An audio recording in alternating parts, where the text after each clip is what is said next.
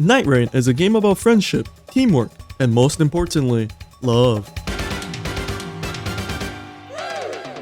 But today I decided to throw them aside and roleplay as an emo freshman in high school to prove that even I can beat the game in solo.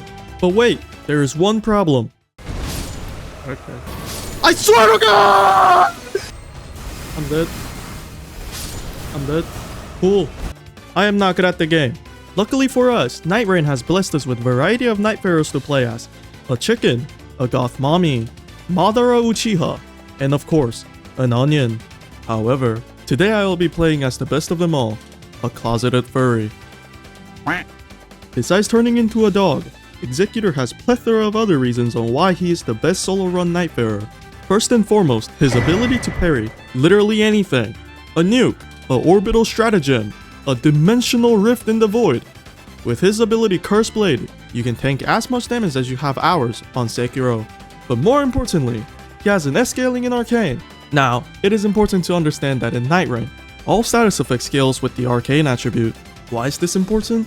Because with just few relics equipped, we can go from this to this. With Fissure in the Fog and Sentient Pest defeated, you're able to apply not only Bleed, but also Frostbite and Poison at its maximum scaling. Now if you ask me, that's fucking broken. If you ask him, that's fucking broken. If you're not a fan of Frostbite, you can equip Seppuku. The option is much more riskier because of his self-inflicted fatal wound, but comes with the benefit of 100% more damage using the Executor's passive, Tenacious. With everything out of the way, pick your favorite skin and load into a solo game. We will defeat the final boss in just one attempt. That start? I thought I parried it.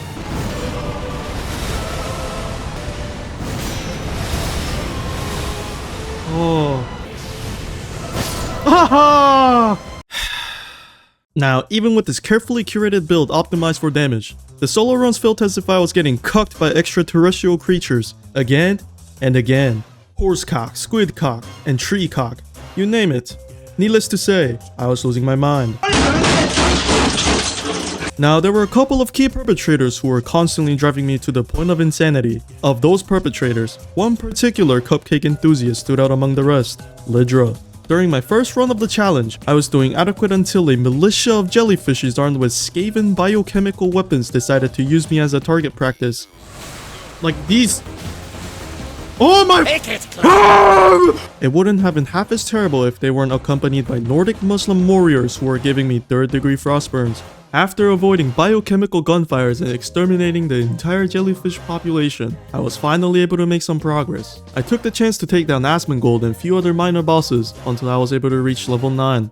The run was going well, until I was cursed with Lidra's debuff. Oh my god. That's okay though, because removing such tumor is not as difficult as you think. All you had to do was pay a hefty sum of money. I checked the map to see Lidra's location, only to realize that FromSoft has decided to drop him outside the zone. Well, the situation is not ideal, but as long as we start moving now, we'll be able to. The Spectral Falcon decided to fly towards the complete opposite direction. I hate this game, man! After suffering a severe case of brain hemorrhage from the pure rage, I finally made it to Lidra, who was now completely outside the zone. As soon as I approached him, he despawned.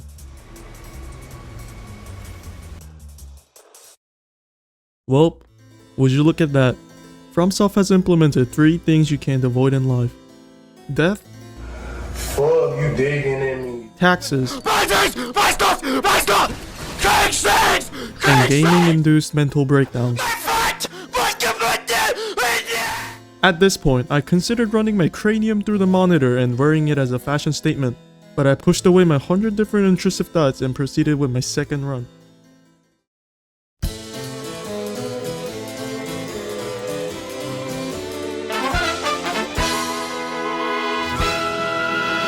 After the catastrophic FromSoft cock and ball torture, I was not ready to give up. Not after being pulverized 3 different times by the Night Lord. So I fully locked in and headed straight into run number 2. Everything was going well. I defeated countless overworld bosses and even some of the most formidable bosses in the game. Furthermore, I reached level 14, which is a comfortable level to be challenging the final boss. With the Wending Grist in my inventory, I headed straight into the battle. My strategy for the fight was simple. pull out my trusted blade, and get good. His moves are easy to telegraph, and parries are all about timing. I channeled my inner Sekiro and started clashing away. So far, the fight has been even. We traded blow for blow, forcing me to use 2 potions while he was sent to his second phase. This is where the real fight begins. Now, at the current pace, I will run out of potions before slaying him. I needed to get even better.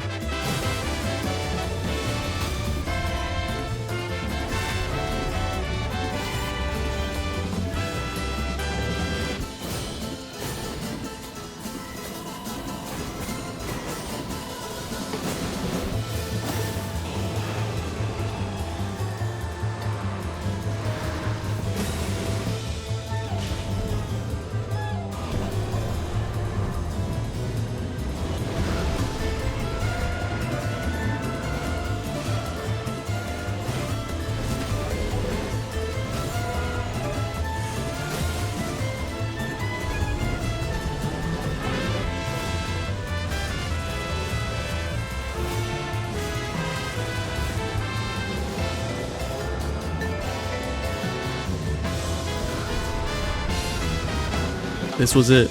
I survived this big move, and I still have 3 potions left and 2 revives while the boss was below half HP. The fight is over. I completed the challenge. Or so I thought.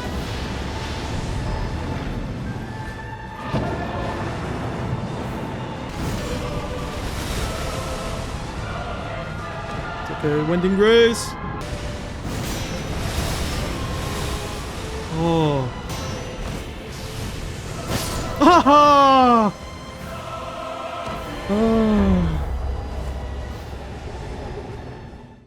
Devastating would have been an understatement. I blew a generational lead as if I was the Golden State Warriors back in 2016. The thought of doing another 40-minute run back to challenge the boss just again broke my soul. I was ready to give up. Then, I remembered. If this guy can convince his goldfish to beat Elden Ring, I can also solo a boss. So I sucked it up and gave it a final try. After another excruciating run back to the boss, I finally arrived at the doorsteps once again. After several hours of non-stop parrying, I was no longer human, but an omniscient gamer who has forfeited his societal functions to commit fully against a single boss. I entered the arena and charged towards the 3-headed dog without hesitation.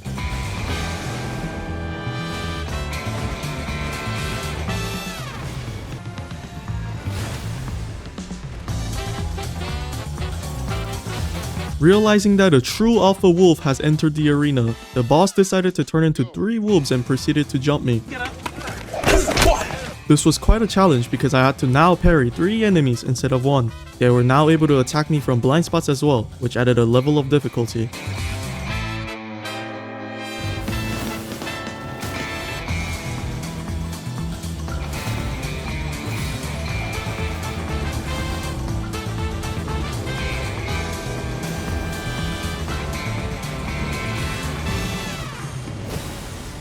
As the fight was coming to a close, I had one last job to do. I'm the bigger wolf.